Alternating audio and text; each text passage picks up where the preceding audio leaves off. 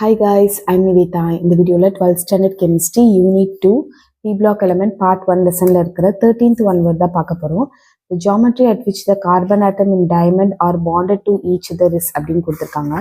So இதில் வந்துட்டு diamond அப்படிங்கிறது உங்களுக்கு இந்த டைமண்ட் அப்படிங்கிறது உங்களுக்கு டெட்ராஹெட்ரல் ஷேப். டெட்ராஹெட்ரல்னா ஒரு ஆட்டம் வந்துட்டு 4 இதோட பாண்ட் ஆயிருக்கும். இங்கே பார்த்தீங்கன்னா உங்களுக்கு வயலட் லைன்ஸ் தெரியுதா? அவங்க எக்ஸ்பிளைன் பண்ணியிருப்பாங்க அந்த வயலட் லைன்ஸ்லேயே.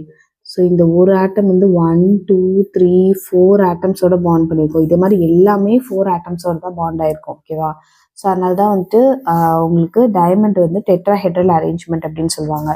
இதே வந்துட்டு கிராஃபைட் வந்துட்டு உங்களுக்கு இந்த மாதிரி இருக்கும். ஓகே, ஸோ அது வந்துட்டு ஹெக்ஸகனல் நெட்டுன்னு சொல்லுவாங்க. லைக் இங்கே பார்த்தீங்கன்னா உங்களுக்கு தெரியும் ஒரு ஹெக்ஸகனல் நெட்வொர்க் மாதிரி ஃபார்ம் ஆயிருக்கா. அதனால கிராஃபைட்டை பொறுத்தவரையில் ஹெக்ஸகனல் அப்படின்னு மாதிரி வரும். ஸோ அதனால இதோட ஆன்சர் என்ன அப்படின்னு பார்த்தீங்கன்னா the geometry at which the carbon atom in diamond are bonded to each other is tetrahedral.